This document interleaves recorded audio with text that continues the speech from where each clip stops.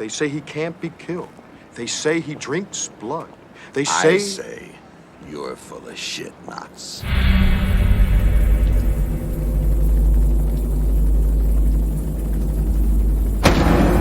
All it takes is one bad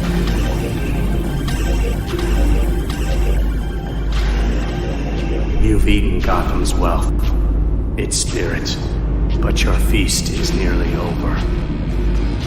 This is not my home. It's an operating table. And I'm the surgeon.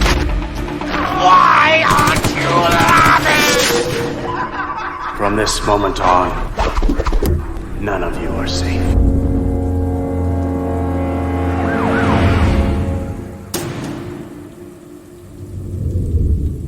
Welcome to the Batman Book Club, a podcast exploring the Dark Knight Library. I'm your host, Ryan Lauer. The Batman Book Club is a proud member of the Batman Podcast Network, hosted by Batman on Film.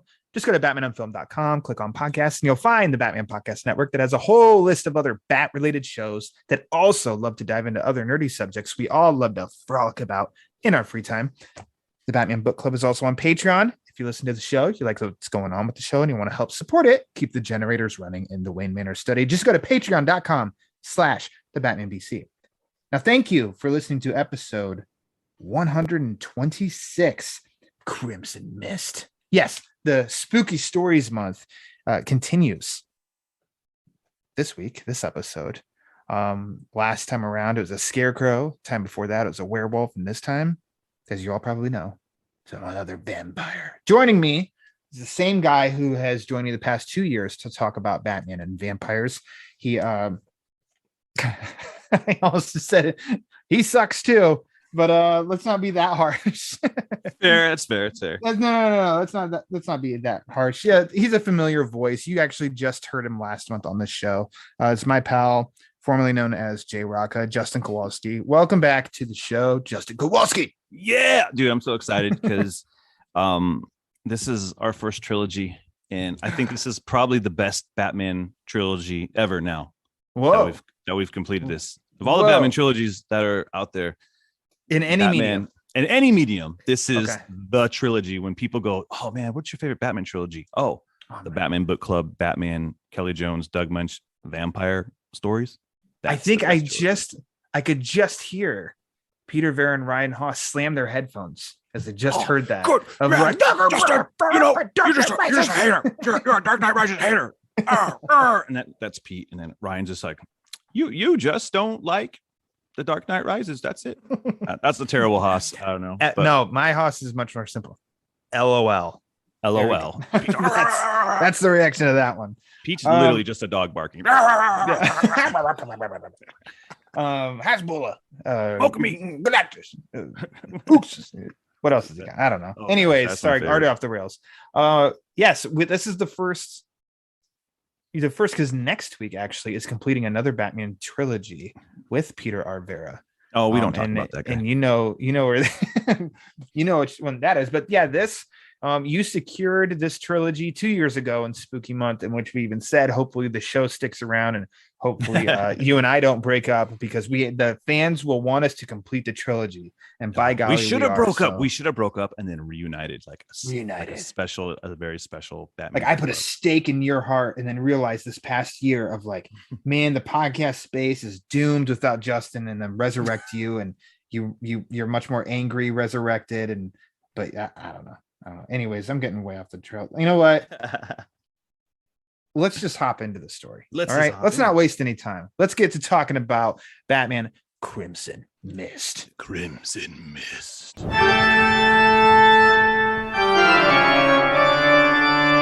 Now, this story was released in 1999. Wow. Written by Doug Moench, formerly represented on the show as Doug M. But we concluded his name is Doug Moench. Illustrated by the wonderful Kelley Jones. Yes. This was released in a hardcover. It's been released in trade softcover. It's been collected in a variety of books. It's available to get digitally in those variety of collections.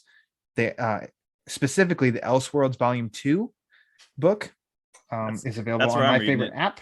My favorite app of all time, Hoopla. Hoopla. Justin, Which version did you read for this episode? Yeah, the random Batman Elseworlds Volume 2. Yes. Through Comixology. I think I bought it last year because I didn't have. When you knew you were in this for the long run. Yeah, I was like, well, I don't have. All I have is Red Rain. I don't have a version of Bloodstorm.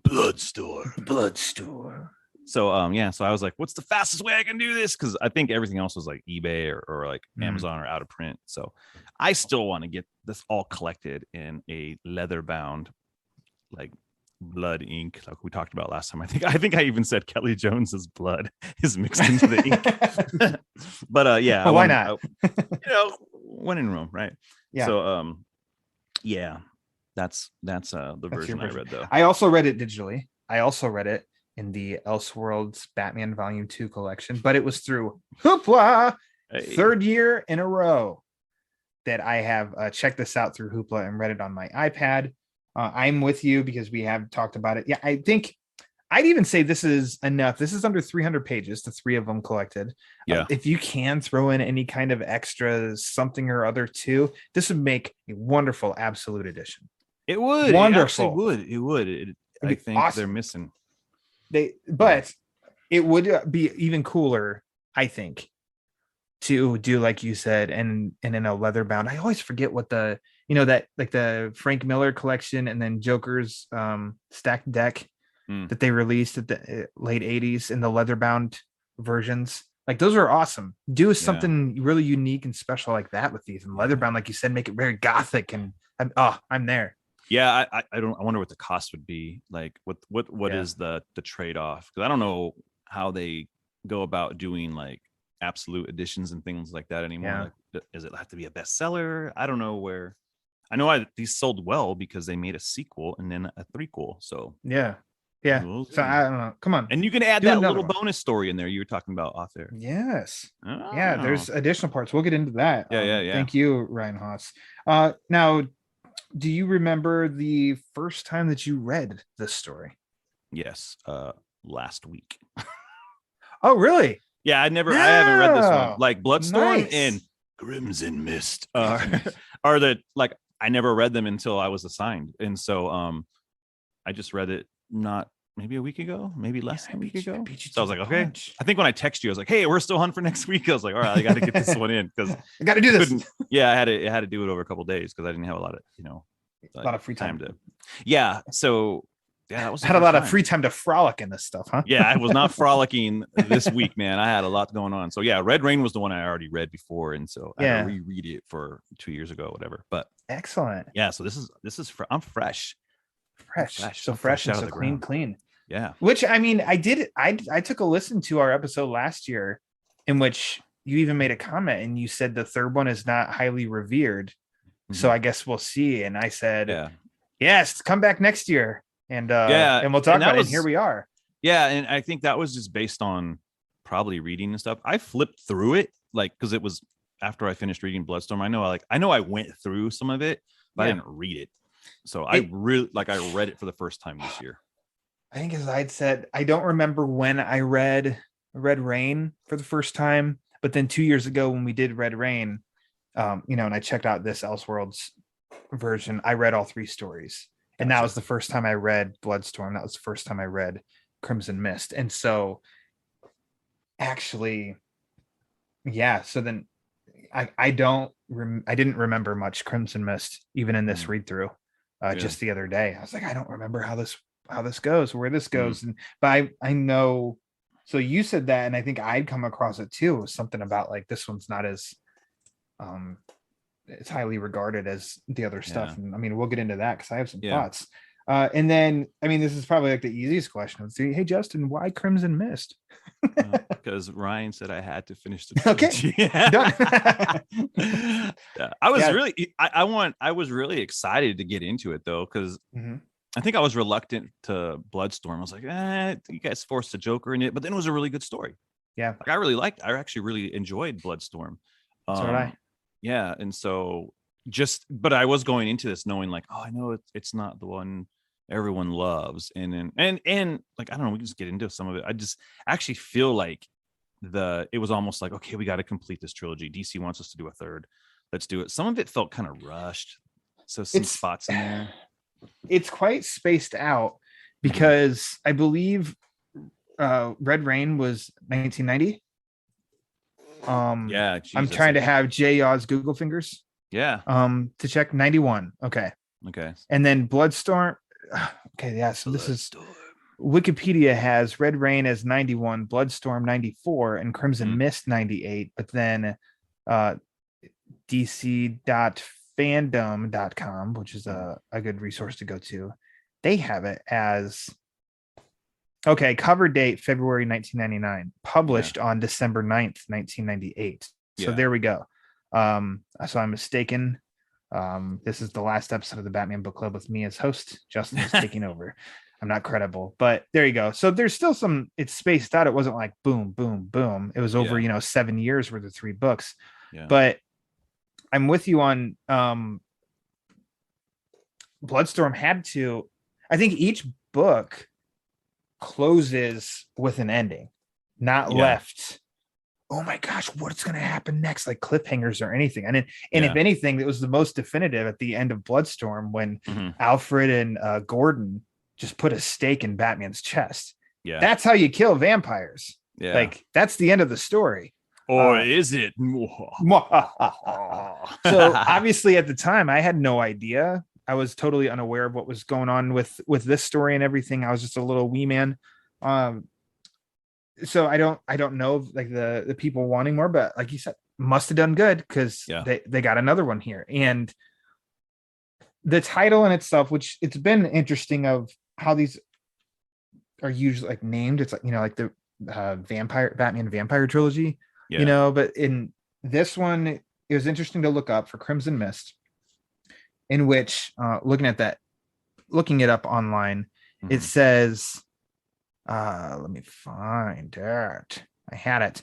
Okay, the phrase Crimson Mist can refer to the phenomenon of people having difficulty remembering their actions when in a state of rage.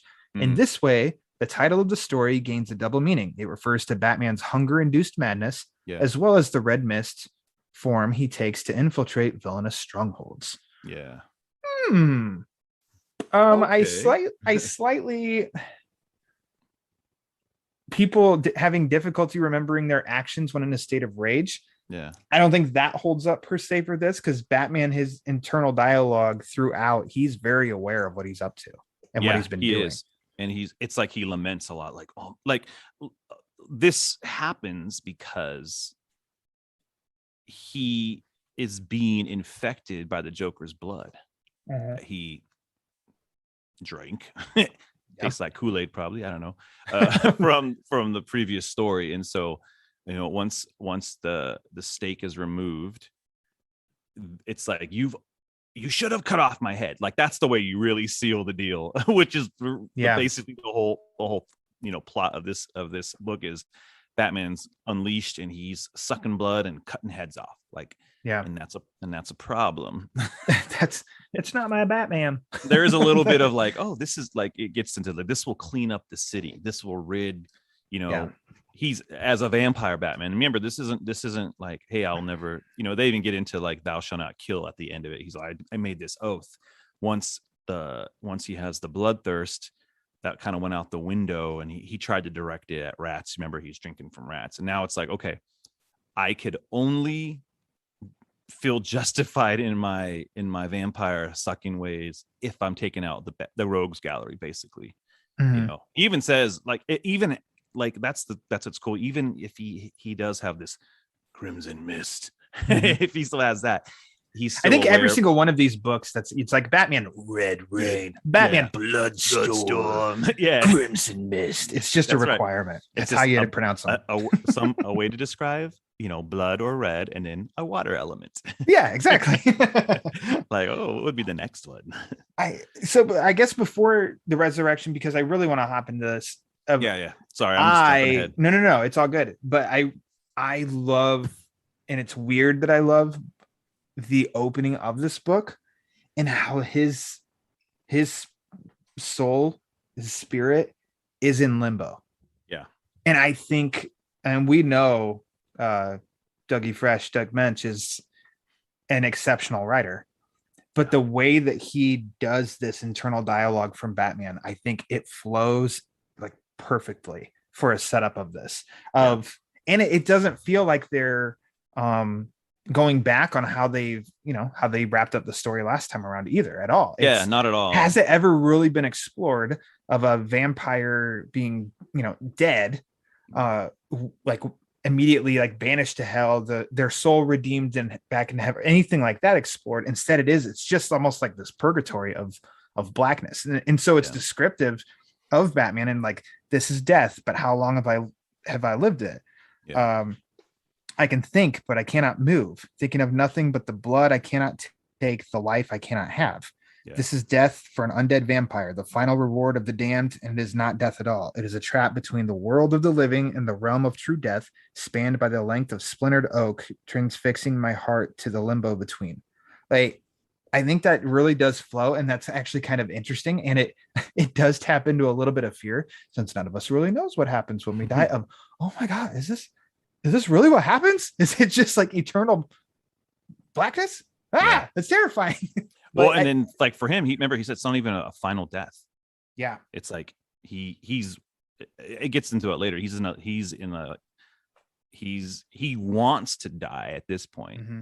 And he's like, what you did to me wasn't even final, like it wasn't infinite. He goes to, oh gosh, what's that lady? What's the occult lady? Ariane. He goes to her like, what do we do? Yeah. She's like, I don't know. We got to have her in this. Got to bring her back one more time. Another name that you and I could never pronounce correctly, but Ariane, Ariana Grande. Ariana Grande, yes. That's who it is. When she was born, she was named after this character from the Batman Vampire trilogy. Fun fact, the more you know. There you go. Crimson Mist. So, okay, so you said in Batman's Resurrection, because Gotham is, it's pretty deadly. There's no protector here. And so the freaks are out. And I do love, so this story definitely feels like, for sure, and I'm not saying this because it's been so many years later and there hasn't been like a follow-up. It feels like Moench and Jones were like, all right, definitive ending. We're done here. Why? We're going to grab all the villains we haven't used yet and we are taking them off the board. That's completely. Right. They're all, now what? Yeah, that's 100% true. It does. I'm glad you said that, because it was like, you really, I guess you could. You could have done something cool with Ra's al Ghul or something too. Yeah, sure. Like, oh gosh, there we go. Part 4 is coming. Yeah. In 2023. Guess who's back? I'd buy it. Yeah. And then that's our story next year. Oh gosh, that could be cool. With Ra's al Ghul, like, how do you resurrect the dead vampire? Red Lazarus, Red Pit. Oh gosh, Red Lazarus. Oh, Burgundy Lazarus. Hey, with this story though, I do like how it hits that level of, once he's resurrected, Gordon and Alfred are like, man, things are rough. Uh-oh. We gotta let's try it. And Alfred, like, he won't ever be evil, will he? And then I love how Batman's all, you fool. He just straight up is like, he calls him foolish every time. But it's like he evolves into a more beastly, like, vampire bat. Like, he even says, like, I'm almost as bad as Dracula. I'm almost as worse as Dracula. Yeah. Like the evil that I will unleash, but still being cognizant of, like, if back off, because I can't control this thirst, Alfred. Watch out, watch out. Him and Gordon. So now that he's like straight up, like, fully vampire bat, like, this is like the third stage of transformation, right? Like, he's awakened. The Joker venom blood is kind of having its way with him, which I think is kind of a cool, like, next step, to tie it into the last story. And now it's on. It's a perfect follow-up too, because the last time around, I can't remember, was the rat was Bloodstorm. Yeah. The terrifying image of him just biting that live rat's head off. Yeah. Pumpkin But spice latte. he gave in. He gave in Bloodstorm to that, and then also gave into a human flesh and human blood with Joker. Mhm. and was like, we got to end this because I know like this is bad. We know what happens once you give in and blah blah blah. And then it's like we're seeing now the ramifications of that, the desperation of Gordon and Alfred of like, we need Batman. So we bring him back thinking we'll get the Batman that we had. And instead, like you said, you fool. And he does get the job done, just in the total way of like, this is not how we do this here. But it also fits into the argument that's been around for decades now of I don't know, if we kill the villains, then they're not going to come back. But then that's not the right way of doing things. But it's like, but it is definitive too. And so I love the rounding up of the villains: Penguin, Poison Ivy, Two-Face, Killer Croc, Scarecrow. I mean, those are what's left of. Or no, Riddler pops up in this too. I was gonna say Riddler's got a wild look too, man. Right, like the stitching on his face into the question mark. That's a disturbing Riddler. That's a take. There, man. Would you have liked that in the Batman? I mean, only if they were green staples. Only if they were green and purple staples going down his face. Can we talk about how the villains look? Yes, please do. I wanted to. Well, let's talk about the looks first, because I had some questions for you, buddy. Kelley Jones can draw some badonkadonks, and Poison Ivy has a badonkadonk. Okay. Yeah, I feel like that was very akin to that one. There was like a Catwoman cover. The Catwoman one, where you know what I'm talking about. She popped out her badonkadonk in Bloodstorm. So there's a lot of that. His Penguin, I don't love his Penguin, but it's fully agree. But his Scarecrow is rad, dude. His Scarecrow, man, I love Scarecrow having that little, like, he has that little hand blade. That's cool. Yeah. Like, it's not a scythe, but it's like a I don't know what the heck, like this little, maybe it's a hay bale slicer. Oh my gosh, I was meaning to look that up to get the name correct for this too. Yeah. I don't know. I don't work on a farm. The mini whatever those are. Shameless plug. Yeah. Episode 112 released this past July, where I had the one and only Kelley Jones on the show. That was a great show. Dream come true. Thank you. He was a delightful, lovely guest. A little bit of a letdown because you know what? He looks like a very average gentleman in the sense of he is not goth. It was not like recording and talking to him in his dungeon where it was just lanterns and he was doing witchcraft in the background or anything, which was like, we even brought up on that, how he said, like, I don't know if I'm disappointing what to look at, but I'm not, he's just, I don't have the goth look to me. Just a guy that has awesome art. But I remember I told him then, and it stands right here, like, if there is a character in this Batman world meant for Kelley Jones to draw, it's Scarecrow. Yeah. Like, man, I love his Scarecrow.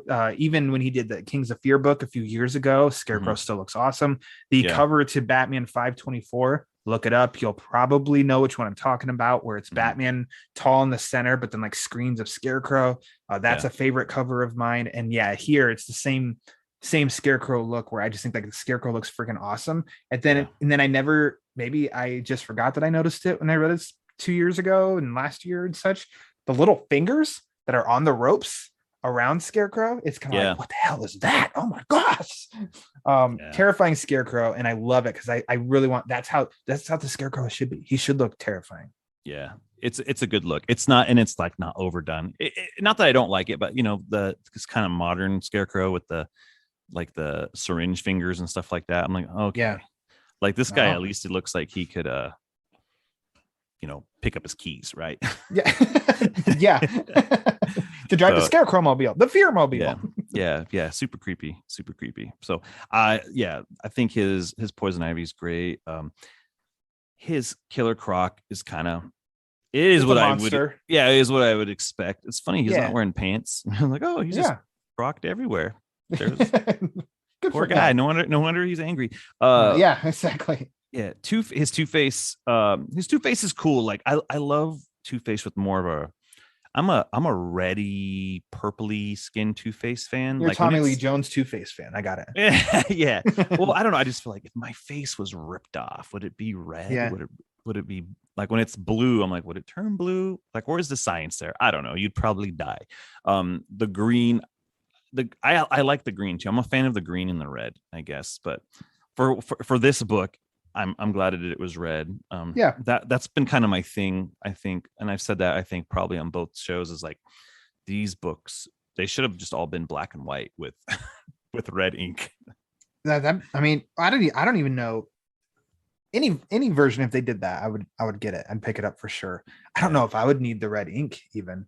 I think just as a black and white to fit into the old Universal monster movie, feel and stuff. I think that'd look awesome. And I know you could probably take, especially digitally, like you and I are reading these, we can screenshot them and make them all black and white anyway. Do our own black and white noir version. That's a lot of work though. And also, I'm not trying to steal. So I got you. But then also one that's just a really small appearance is Black Mask, and he looks like, he looks like Black Mask, and that's not a negative. It's just very neutral of just like, it's Black Mask. I mean, it's the Kelley Jones Black Mask. Like if you look at those covers that he did, like, oh, that's him. So So I'm glad you brought that up. I knew that was something that we would touch on. And in Batman, this resurrected Batman, I mean, he's taking them all down and ripping their throats off with his teeth and then beheading them.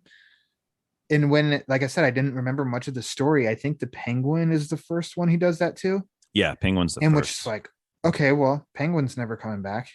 Yeah. And then he continues. And he does it because he doesn't want a bunch of infected villains running around. He's like, that's what happened. You're like, I gotta end this, bro. Mm-hmm.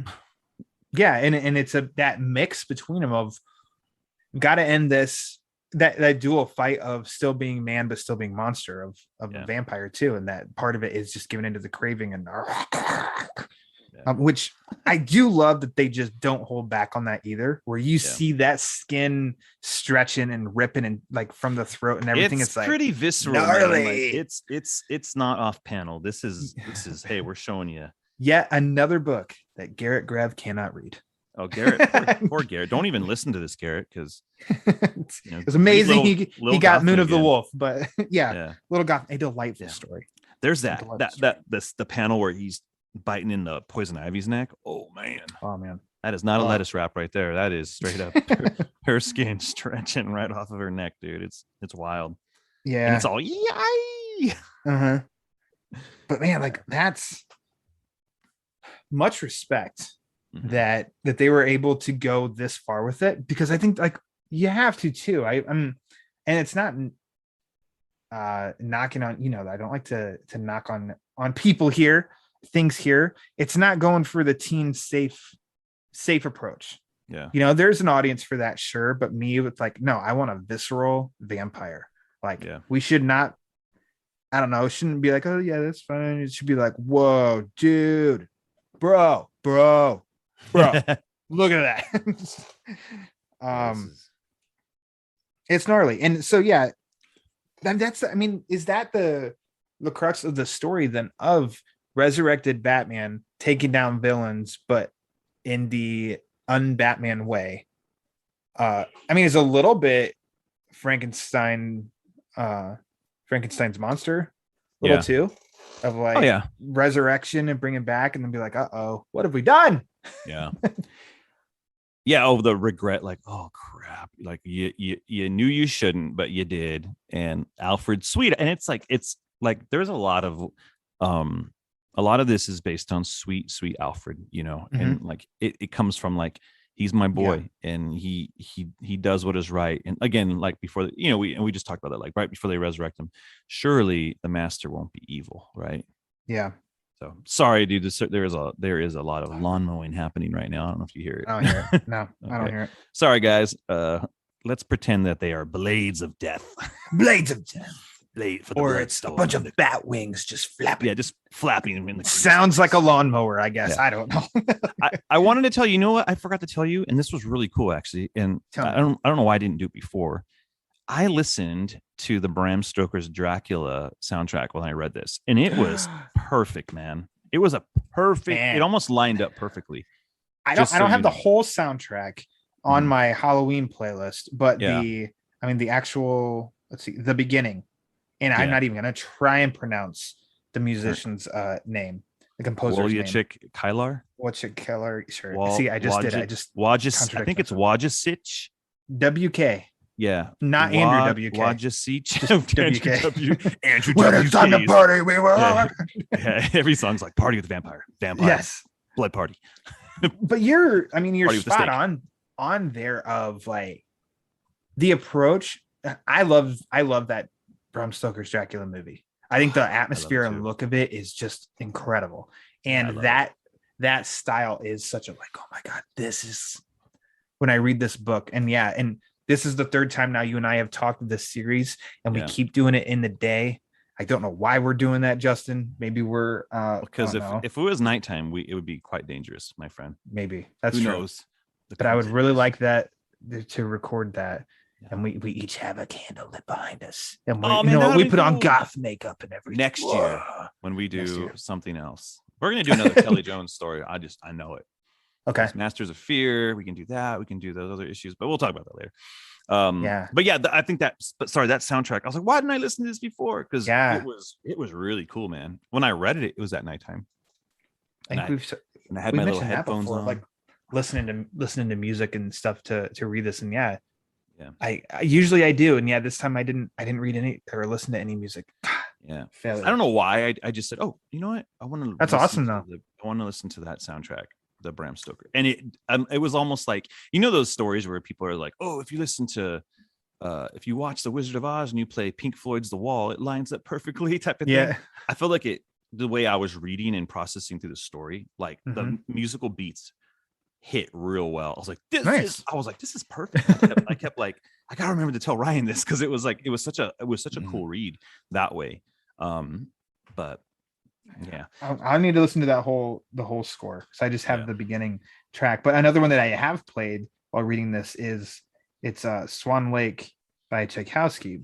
And why I choose that is because that's the that track plays in the original Universal Dracula movie for the beginning credits. It's Swan Lake, so I attribute that music to that. So there you go. Here's a soundtrack, courtesy of I don't know, the Batman Book Club.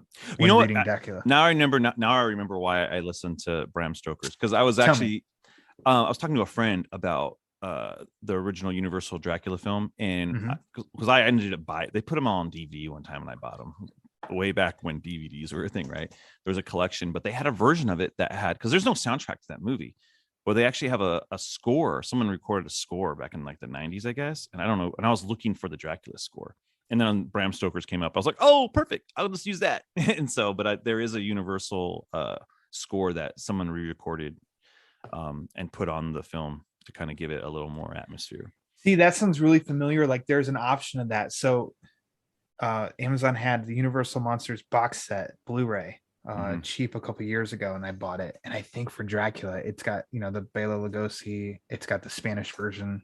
Oh, the Spanish version. I feel like, I didn't watch that one yet. I skipped through it, but I feel like there's a version that's like more score, or it does have score or something like that. It's just an audio option. I'm gonna check it out now. They filmed the Spanish version concurrently. They just filmed it at nighttime. Yeah, so it was more dark. Amazing. I need to just watch it. I just watch it. But it's just like, I don't know the original Dracula, like that specific movie, well enough to be like, well, I know it so well. How about I watch the Spanish version this time? It's like, no, I want to revisit the Lugosi version, because I've only seen it a few times my whole life. Anyways, there's your Dracula history. There you guys go. It fits. It fits. It does. It's at the time of the season. An element I do like is the haunting Crimson Mist of Batman going and visiting Mad Hatter. Yeah. Did you say amygdala or amygdala? Neither. Okay. I don't know, because I haven't. You know the character I'm talking about, though. I know you're talking about. I just didn't know how to say his, maybe amygdala. Okay. Like, you see, I remember I was introduced to him in the 90s with Nightfall. Yeah. And I think just from a kid and sounding it out, I was like, amygdala. And then it's been through. Amygdala had a fun. And then the past couple of years I've watched, you know, like medical shows or whatever, and it's pronounced a lot amygdala. Oh, amygdala. I'm like, oh shit, have I been saying it wrong all these years? Yeah. I don't know. It's like but you know what? Pitalik. That guy, Mr. M. Yeah. Yeah, so I don't know. Like I'm scrolling through now and I see that and I'm like, oh, good old amygdala. Yeah. I don't know. Um, Mad Hatter. Did I say Mad Mad Hatter Hatter. yet? You Looks did. good, too. You brought up Mad Hatter, and then you jumped into Amygdala. And Zaz. Oh yeah, Zaz was wild, man. He had hair. What's up with that? That's a take. Yep. It's a take. I feel like the original Zaz had hair though. When Norm Brayfogle drew him in he had like a flat Shadow of the top. Bat. Yeah, That's but right. he had hair. He had like a weird short crop blonde Yeah. haircut. Yeah. I don't. It does says make sense that longer. he shaves his head though, so he can put some scars on there, you know. Yeah. So Maybe that's like what I'm thinking. I'm very familiar with his original look because especially in Nightfall, that was one of the most terrifying issues of any comic I'd ever read at that point was in the girls' school. yeah. But here, you know, maybe Zaz has been in Arkham for a minute, so it's Mm-hmm. just growing out, you know. They don't give him a shearing. But before all that happened, though, the heads on the sticks, man, the stakes. Oh man, that was wild too. It's like, just some crazy stuff. Like there's like crows on there and everything. Man. And it's because of the whole meeting, flying with a bunch of bats, bat bros, to take out Black Mass crew. And I really love when he crashes out and leaves the dock, and it's a rope running through all of the skulls of the heads of these dudes. And I'm like, that is gnarly. Kelley Jones, you tell me you didn't have fun drawing this book, because that's gnarly stuff. Yeah, like I'm glad that you said that, because there's parts in this book where I'm like, ooh man, he like, and again, I don't know what he was thinking when he did this. Like there's parts where I'm like, that feels like a little rushed, and then there's stuff like that I'm like, dude, that's wild, man. Like just like he had to have had a lot of fun with that, man. So many just cut off heads in this book. Yeah, this is the first time of these past 3 years that I didn't read the entire trade collection. Okay. I just went right to Crimson Mist, and I didn't read the two others, and I need to, for comparison's sake, of is this one like the most violent, and I'm not saying that as a complaint. I'm just saying, like, Joe, just in comparison between the three, does this have the most like almost monster gore?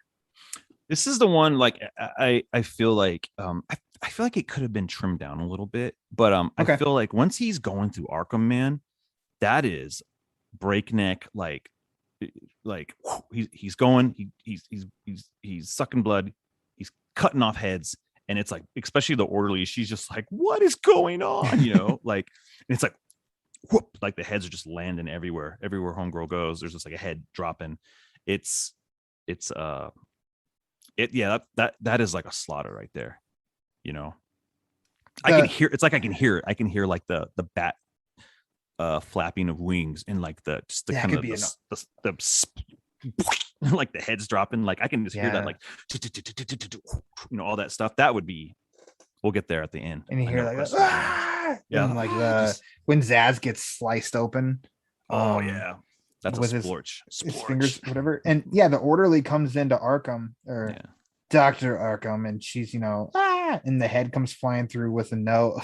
Go home, your work is done. Yeah, indeed, he says. Yep. All right, well, have a good night. Bye-bye.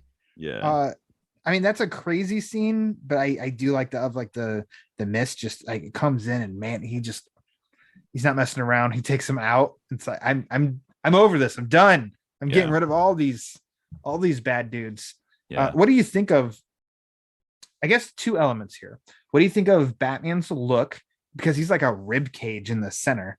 Yeah. And then what do you think of the transitioning to him full on like Man-Bat, basically? Yeah. I really like that Kelley Jones can lean into his creepiness here on this one. Because vampires, we have your traditional vampire idea, and then you have like the stuff you see in Bram Stoker's Dracula, right? I think you're getting, I love the rib cage stuff. I love the spine protrusions coming up in the back, like you see it, like it's almost like Geiger-ish, it's really cool the way, and my favorite panel when we get to it, I'll tell you.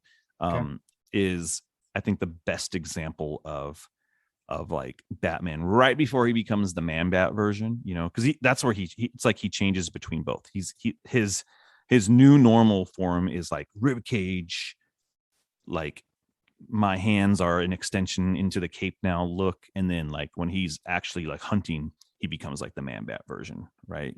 Mhm. Like, but yeah, I love it, dude. It's a look, man. Like, I wish that this was a t-shirt for Halloween. The picture I'm going to show you later. Tease. So this is, we can always like really, really dissect. And then there's also a lot of times too, where I'm like, I don't care about dissecting. Yeah. Of when Dissect away. When he goes from Batman to the Man-Bat, it is kind of like, hey, what happens to his suit? Yeah. Exactly. And that's kind of thing. If you really want to nitpick stuff to death, then it's kind of like, oh, what happens to the suit? And it's not like I noticed that like right away. It was like later on in reading, I was like, oh yeah, he's going from like, okay, I wonder where his suit is. But also like, I also don't care. I don't need a full on explanation of that. I'll just go with it. Yeah. Kind of like when he has his cape, but then suddenly like his wings, sometimes it feels like his arms are expand into the wings, and then there is a shot, I think later on as he's coming in the cave, where you see that that's not true, because his cape is spread, his arms are here, and then the wings are coming out of his back, as like it's almost like he's got 3 sets of limbs flying and stuff too. But also like visually, I'm like, I don't care, because it looks awesome. Yeah, it's great. He doesn't. Here's like, I don't know. This is, if I had a criticism with Kelley Jones, there's not a lot of consistency between things sometimes with faces.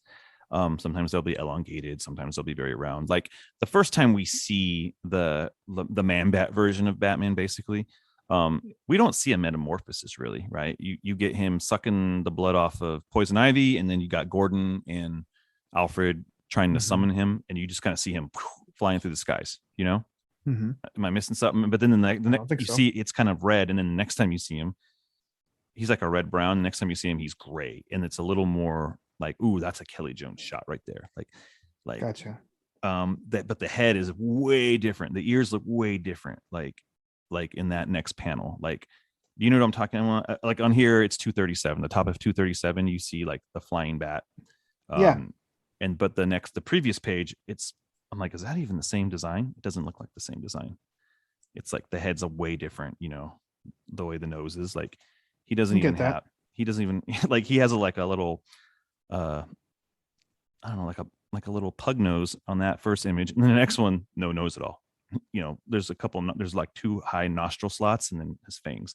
I don't know. There's a little bit of the consistency throws it off for me. But I know I went off a little bit of a tangent of like his cape being, you know, where's his costume at? I don't know. I don't know. Yeah. But then it's like back. Awesome. Like, but also I don't care either. I know I brought it up, but that's what I'm saying. Of like, there are times I know it's just kind of strange, and it's strange and also funny of things that you can kind of pick apart, and then there are other things that I guess you could justify in picking it apart, but it's like I don't want to though, because it's too much fun. I'm just having too much fun. Yeah. Well, it did kind of throw me off when I was reading it. I was like, because I was like, wait, is this Man-Bat? Right? Because on 240, like he's going into he's hitting the Black Mask. Black Mask is like, "Doh," and he's like back into his like Batman rib cagey look, and then it's like he attacks him like that way, and then he flies off and he's in bat mode, right? Yeah. So I would have appreciated a little bit of a metamorphosis like spot, but again, it's horror. Pretty cool full page splash, which I think we said in Bloodstorm there wasn't any splash pages. There's no splash pages. There's none in this one, yeah. And that could have been a really fun full page, I think, there of like mix between Batman to Man-Bat transition, something of like, I don't know. Yeah, and it's supernatural. So like you, I'm just having fun with it. But it was just more jarring because like the visual storytelling, if there was no words, you'd be like, wait, is that him? You know, without hearing his inner monologue, like you can tell, like he hunts him, in his Batman guise, and then once he's traveling between spots, he's full on like Bat Beast, right? Yeah. So, but even that first version of the Bat Beast has no continuity to the second page, dude. I'm like, what the heck? Pug-nosed beast. Yeah, but it's still something awesome. interesting that is added throughout is, and I'm just looking at, let's see, I have page 242 up, Mhm. and it is like these little like sepia colored images Yeah, that he puts all over the place. about that. And I'm like, I don't know if there is a deeper meaning to these symbolism, or if it is just something that he just wanted to do, so he just did it. Of cool. Yeah, they're little creepy cool addition. flourishes. Yeah. So take 243 of where we're going to Arkham. Yeah. And I mean, in the bottom corner is one of these images, and it looks like it's like a person. Lady. I'd say like it's a woman. She's chained. And yeah, I don't know, dead or just taking a nap sitting up. I don't know. And so in trying to relate that, like you could try to go really, I guess, deep and like bound to the chains of she's a prisoner and they're going to Arkham, but also like the way this book is flowing is like, no. You're trying to think, you're stretching way too much for, because I'm not saying that the book is like simple, but it's not striving for all like deep stuff too. This is like a monster story. Yeah. So that doesn't really, I don't think that holds up.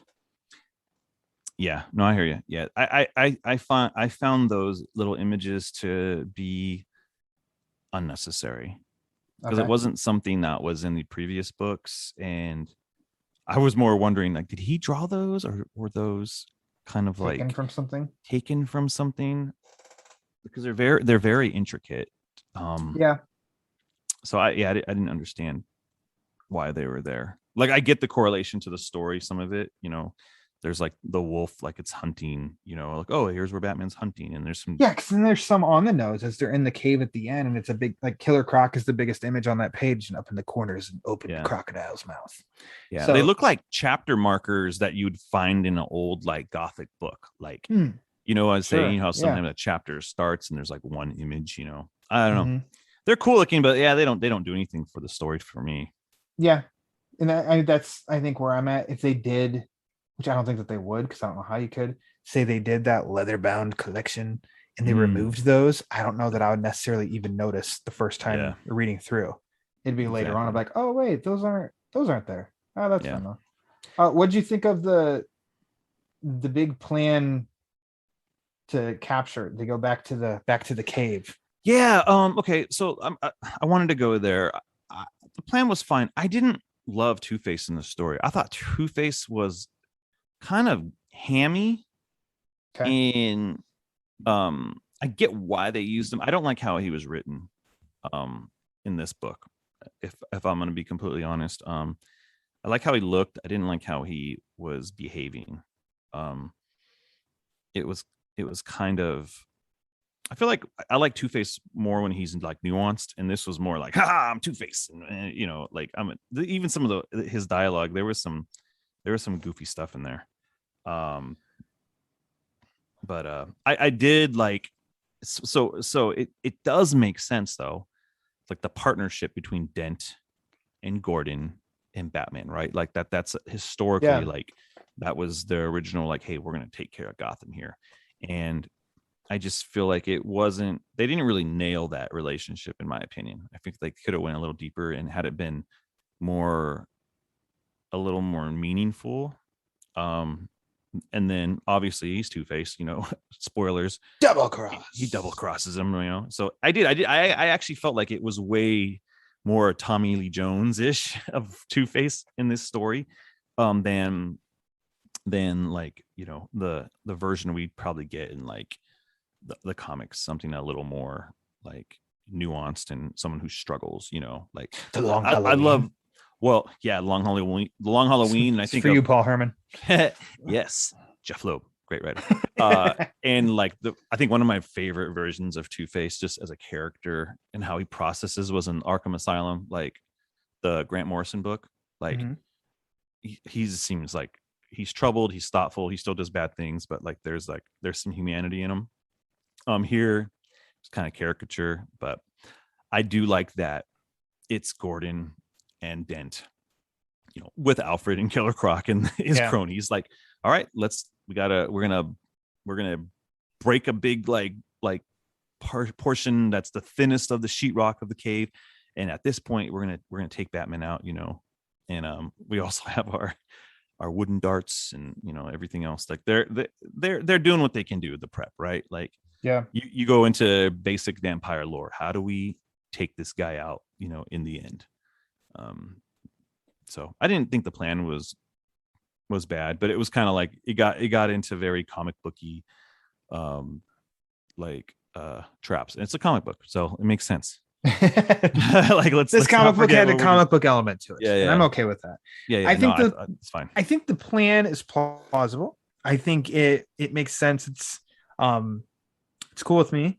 Mhm. I'm with you on this Two-Face, in which I know that it was cramming him, and I don't say that as a critique. It's like having him play in this story,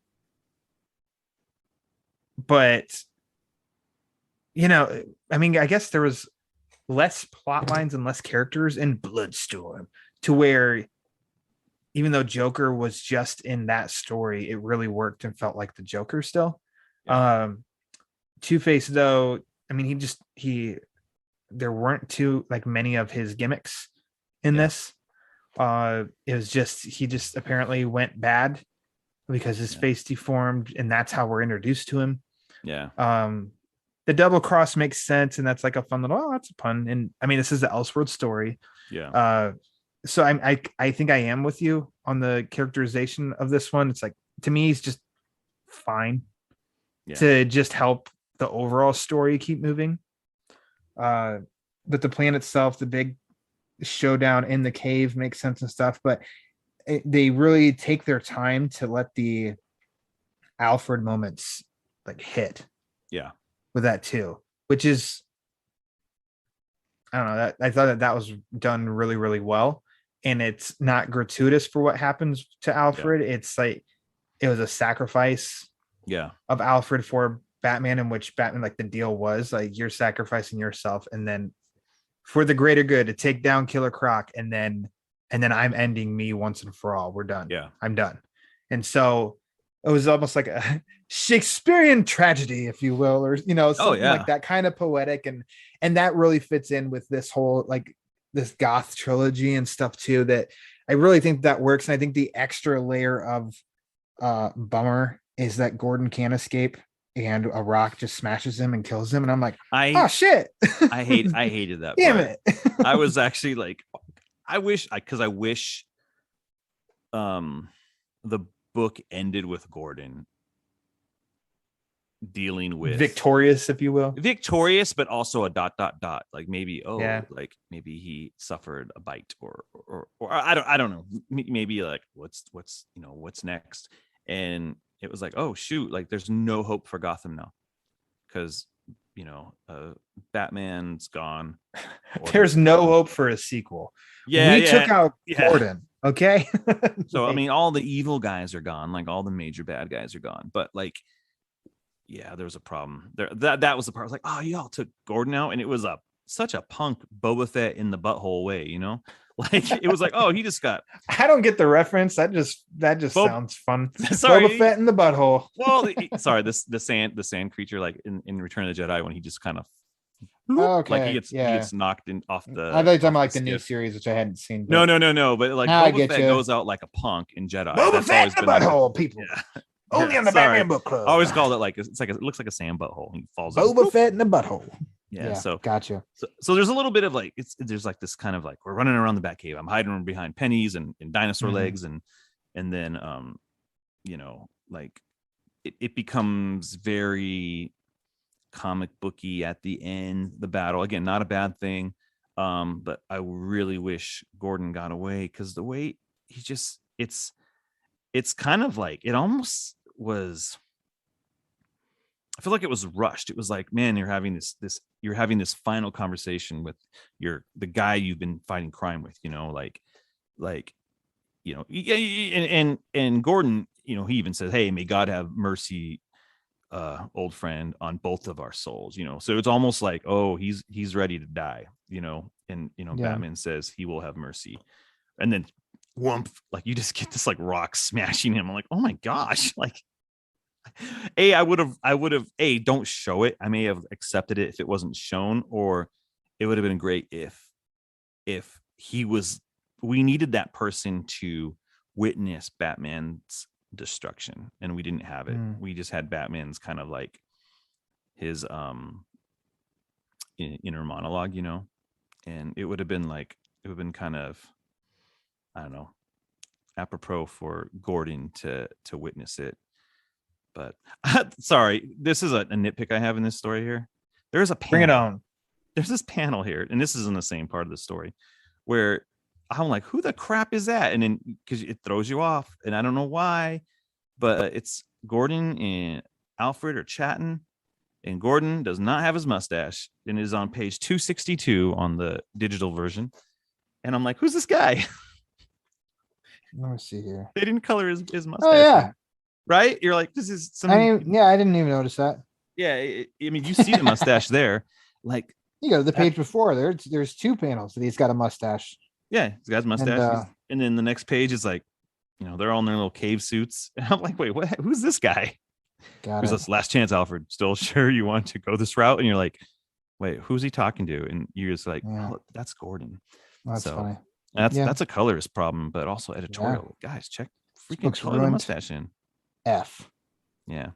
I'll say the when Two-Face yells the death penalty on 271, I think that's an awesome image by Jones. Just drawing nothing but like the I love that side of him. Yeah, that was cool. Like big scary skull face. I don't mind that we saw. I mean, as bad as it sounds, because you know, you get the messed up sides of me, Justin Kowalski. Yeah, I really dig the ending. I think there's something that's done really well in like tragic endings. Are you talking about Alfred's spoilers? Alfred's situation and Bruce, like he's just all this internal monologue of him, and then his stepping into like a self-sacrifice can always be done, and it's done really well and powerfully, in which he does here too in that lasting image. But it's almost like the top half of that final page is really, really cool. And it's, you know, and the unknown fate of nothingness, and it's just like the cape and cowl around the part of the cave. But then it's like, all right, then you look at the bottom half, and it's like, there's Alfred's head, there's his body, and there's Squash Gordon in the background. It's almost like it's almost like that unintentionally brings a little bit of humor to the last image. Like, oh man, that's almost like a really awesome image to end the trilogy on. And then you do look at that bottom part, and it's like, oh shit. Yeah, it is. Yeah, it is a weird like. I guess, I don't know what it says. It's such a tragic ending, and but yeah, there is like a level of like, it's kind of goofy. It's like, well, Batman's dead. Gordon got splotched in. There's Alfred's head, you know. So I don't feel like it. I don't know, man. And that's it. And that's like the last page, you know. Bye-bye. Yeah, and the unknown fate of nothingness. That's what you get. And which brings it back to like the beginning and how he's talking about that, but except now like this is officially, as he's hoping is an ending, because he's not beheaded, but he is burning up into nothing. So is there anything else we haven't mentioned that you'd want to bring up before we hop into favorites? Yeah. Just again, I didn't love the coloring in this book. Okay. Killer Croc actually stood out the most to me in some coloring choices I didn't care for. You know, I think there's too many blues in this book. Too much blue. You know, and then there's also some really weird like neon pinks and stuff in the cave. I just wish it would have been a little darker. Like even like a lot of the white background panel, I wish it was all black. It's a very bright, dark book. Yeah. But those are just I wouldn't even call them like complaints, or just kind of like nitpicks, things like how would I do art direction on a book like this, you know? But gotcha. I like it. You can tell, I feel like you can tell there are some parts that were rushed. You know, I always like 262, there's a page where it's Gordon and it's Alfred. It's the same page where mustache is missing. Yeah. There's this like, body shapes. I'm like, come on, man, just draw the whole body there. I don't know, stuff like that. I don't like that, especially on a prestige book. Like this wasn't a monthly book. This was hey, we're putting out a hardcover. Like it deserves a little more attention. And so those types of things, I always question, like, well, why didn't you just draw I'm not a professional artist, but I do know how long it takes to draw something, right? Like just throw some boots and hands and some hair on that guy, Come on, bro. Yeah. But I think this I'm glad it concluded here. I think if you do a part 4, it's too much. Like unless it's a really great Ra's al Ghul resurrecting Batman story, which could be cool. Like I like Kelley Jones. I love his art. Him and Doug Moench are Munch a bunch they're a great team, and I'd love to see more from them in other things. But yeah, man, this one, if I had to like rate it in the midst, this is 3. I think it goes 1, 2, 3 perfectly. Like, it just continues to, I think not, and I don't even want to say degrade because it's not a bad story. I think it actually ends well. I think the theme of like from being a Batman to a vampire to a monster is really cool. They end this trilogy of stories well. I think the way Two-Face was used is kind of brings it down for me. And just as if we're gonna just talk about story, they would have, if they would have explored the partnership and the relationship more, it would have brought more like heart to it, because then what if we had another body on the floor at the end, like the Harvey Dent side, what if there was a part of it and it's like, no, Bruce was our friend, like we have to stop him to honor him type of thing. Instead of him turning on Gordon, it would have been cool for him to like actually like lean into the Dent side of things, the justice. Okay. No, you're good. No, you're good. No, I was trying to think. I want to get the name right too, as you were saying, a continuation that our own pal Ryan Haas, he's familiar around these here parts. Let it be known to me just this morning of Countdown Arena, number 1 is like a Batman versus Batman, in which one of the Batmans is this Batman, Vampire Batman. I've never read the issue. I need to track it down now to read it. Is it on Infinite? I don't know. I gotta I found out right before we started recording, so I'm like, I need to look on Infinite. So by the time this hits, I should be able to know that part. So maybe it's a continuation, maybe it's just that this Batman shows up somewhere else taking on 2 other ones. I don't know, but I'm intrigued by it. I'm intrigued by the idea. For you, like, I guess almost like a little bit of final thoughts before we get into. No, let's get into favorites first. Let's just get into favorites. All right, Justin, favorite part of Batman Crimson Mist. Oh, I loved the slaughter in Arkham. I love the slaughter. Because like I said earlier, I could hear it. I could see it moving. And so, that part was, and it was wild. It was like, oh shoot, you don't get Batman sucking blood and cutting heads off. Yeah. In every story, you know what I'm saying? This is a take. I think the part's awesome. Surprisingly for me, it's the opening.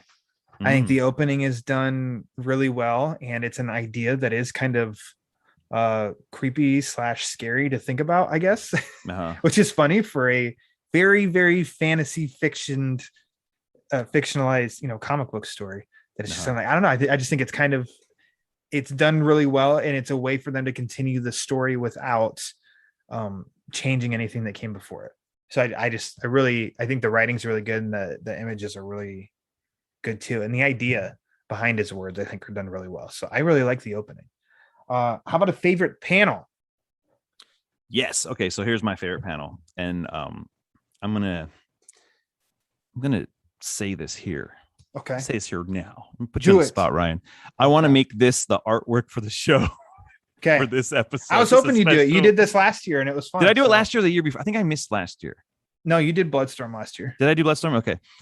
It is the middle panel on page 244. I'm going to show it to you here. I love that. That Nice. is- Do it. yeah, I Yeah, love where that his picture. cape and wings and arms are all one, it seems. Yeah, that's exactly what I wish like the whole book was, him looking like that. It's the creepy rib cage. It's just such a great image, man. And so Sweet. yeah, Nice. so everyone will get this as a promo. I will get this to you because I love it. The image is so cool. That's cool. Yeah. Yeah, that's a good image. Mine, It's a great image. You're like, it's a great image. That That's is great cover art for great this image. episode of the Batman Book Club. I really like Batman in the cave and the light coming through at the very end.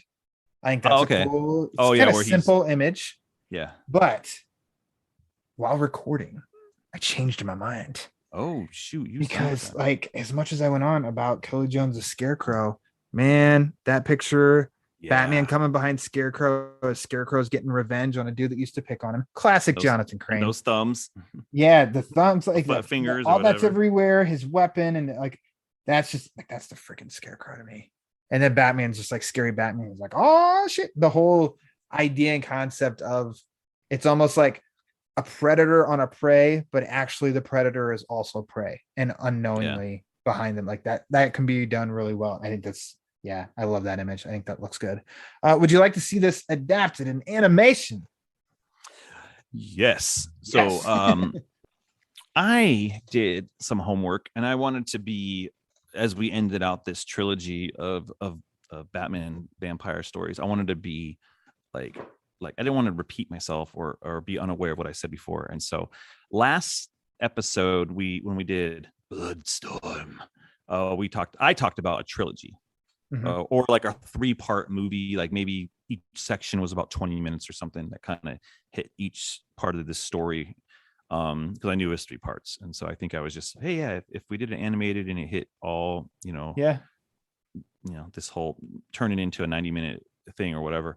And I still believe that. I think that's my favorite. But doing it again, black and white and red, that's the color scheme it has to be. So it's gotta be and you colored get the Gordon two- mustache. Yes, and make sure Gordon's got his mustache, and to also use the animators from Batman Ninja. That thing was beautiful, and I think that's what you need. You need to hit the Kelley Jones style. Obviously, animation needs character models, and you kind of nail it. you do. It's hard for Kelley Jones to I feel nail his turnarounds because everyone always has a different look based on mood and tone, and I think that's why he does that. Sometimes you get these crazy comical faces, and then you get some very gruesome dark shadowy things, and then you get some booty pops. And so it just depends on where some badonkadonks. It depends on where you're going with him. But I would love a 90-minute Batman Dracula, 3. Maybe you can get all parts of it, and it would actually be one of those things where I wouldn't mind an adaptation where they make it all one long story, unless they wanted, if they do one, that's what I would prefer. But if they're committed to, we're going to do a trilogy, then do the trilogy. I would love to see it. Yeah. So, I don't know if it get played out for a trilogy for me of 3 movies with this. Yeah. I do almost think you could condense a little bit and not a 65-minute movie. Push it. I mean, I think it has to be 90. Yeah, there you go. Do a 90-minute one where I think you could tackle each book into one. And exactly like you said, that I've seen Batman Ninja, I think twice. Mm-hmm. Anime's not my thing, but I do like that movie because it's Batman. But I think the animation is pretty great. The animation, you got to do something. You got to do something like that for a book like this too. Mm-hmm. Really go a little bonkers with it and really make it stand out. That's how I'd want it done. It's if they were, and it's not to belittle the current animation style. I don't think that would fit this very well to what if that's what they would have, then I'd say no. I'd rather you didn't then. Yeah, I would go cray. That could be their straightforward type of stuff. But if you're going to do a special thing, hit Kelley Jones' artwork style. That's what makes the story great. If this story was just illustrated by, I don't want to say a house illustrator, but say a safe illustrator. And I'm going to say a name, and I actually love his art. But if it was a Dan all thoughts mentioned on the Batman, if it was Justin Kowalski. yeah, if it was Dan Jurgens, right? Jurgens or Jerry Ordway. I'm picking these 90s Superman artists, and I say that because they are great storytellers, and I think they're perfect for those stories. I was trying to think like who's like a standard like DC illustrator who's like, yeah, that's a comic book guy illustrator. It's great storytelling. It wouldn't work for this book as much. That style that wouldn't fit. It wouldn't be as regarded, I don't think. But you put Kelley Jones on, I think even Norm Brayfogle would have done an amazing book like this, right? R.I.P. Yeah, something. Yeah. So I just think that this book needed some gruesomeness. Makes it even more impressive for how much of a standout Kelley Jones is, and that he was doing monthly books for the long run that he did. Yeah, on Batman, it's pretty wild. Yeah, so you need to nail his look if you animate it. I'm with you on that part for sure. This will be a Batman poll question on the Twitter feed at the Batman BC, but I mean, I think you already kind of answered it, and so you can go ahead and answer this and then give your final thoughts of this Batman Dracula or Batman Vampire trilogy. Which book was your favorite? Yeah, I think that Red Rain, I think, is the stronger story, but I think I had a lot of fun with Bloodstorm, with the Joker, and yeah, I think I did. I think that one would probably be the funner, the more enjoyment I had. So, all right, there you go. I think I still stick with Red Rain, but I'm with you a little bit on. I could totally get that. Of The Dark Knight is a better story than Batman 89, but I could see me throwing on Batman 89 more throughout the year than The Dark Knight. Gotcha. Just for like fun, I'm going and making food while it's still on or whatever, whereas The Dark Knight is like, nope, I need to be fully invested for 2.5 hours. Yeah. I guess that's how I'd feel with Red Rain. And Bloodstorm does feel more like we've got a werecat and Selena Booty and got crazy David Bowie Booty. Joker. And all that stuff, which is pretty wild. But I do give Red Rain the edge. So I mean, do you have any final thoughts left to say? No, I think that you didn't just say. Yeah, no, just this is a great Halloween read. I think now I want to put it into the rotation of like, hey, spooky time reading. Yeah. It's good, it's fun. And with the Dracula soundtrack. with the Bram Stoker Dracula soundtrack, which I want to get that on vinyl now. I'm like, I gotta get it for vinyl. So yeah, that's it. Good. It was a good story. It's always nice to find something new, because I only read the first. I wasn't really interested in the other ones until you forced me. So until I forced you, until you committed, give a blood sacrifice. Yeah. So I don't understand if there is legit criticism of people who just flat out say that this isn't good and they don't like this one, because I think that Crimson Mist is a great capper to this trilogy. Yes. I do think the other two overall are in front of this book, but I think that this is a great ending to the three. I think it was the ending is it has a good theme. It's a lot of fun. And I mean, balls to the wall too. Like they were just like, no, we're ending all this. It's not going to continue. I mean, it was gory fun. It was perfect for like the season. And I just hope that they collect it in a more, vampire trilogy book or something like that, just specifically named, not like Elseworlds Volume 2 sort of deal. Just repackage it and sell it, because in a deluxe edition, absolute leather bound, with Kelley Jones blood, whatever you got to do. And Justin and I are sold, and we'll spread the word, and the word is panic. Anyways, I know I was gonna say, I don't know, I think it was a quality story. It was fun to read, and I think, as I was talking with Haas earlier too, it's like, this is it's exactly what it's meant to be, of an Elseworld story.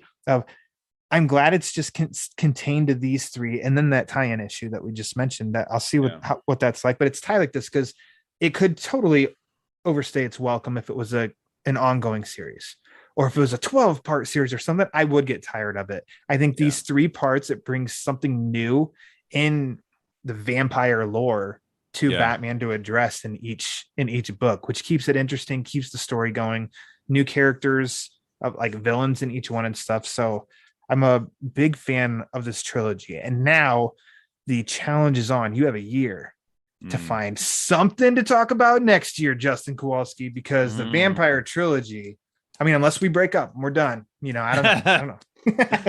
That would be the scariest story. That is the scariest story. Yes. We'll find something. I was Yeah. actually kind of like peeking through some stuff last night, Cool. as I was just kind of going through my DC Universe Infinite. Yes, you got something. So, hey, Yeah.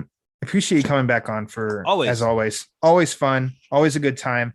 Why don't you go ahead and tell these people, I don't know, where to find you, plug anything you want Where or am I? don't. Yeah. Yeah, you can find me on Twitter at Justin M. Kowalski. That's All about right. it. There you go. I'll be All floating right. around on some shows here and there. I've That's got right. some spots coming up on the Batman on Film podcast. I'll be Whoop, doing whoop. I forget, it's the Chapter by social chapter. hour. I'll be doing Yeah. a social hour, and then I'll be doing a Batman animated. Batman animation. Batman animation. Batman animation. I'll be doing an You're close. episode. Am I allowed to say what episode I'm doing? Yeah, go for it. I'll be doing. I think I talked about this. Am I doing? Wait, what episode did I say? Wait, which one do you want? I forget which one you I wanted. forgot. How terrible is that? He's gonna be on Batman animation. There you Yeah, go. I don't Follow know his what it's Twitter. gonna He'll be. tell you which one it is. We'll figure it out. I feel like I forgot, or was I not supposed to say it? Oh boy, that's a. No, I think you called it, but I was looking through our text. I'm like, Was it? I'm pretty sure he told me which one that he was Was it- doing, but I can't Was remember. it? I thought it was.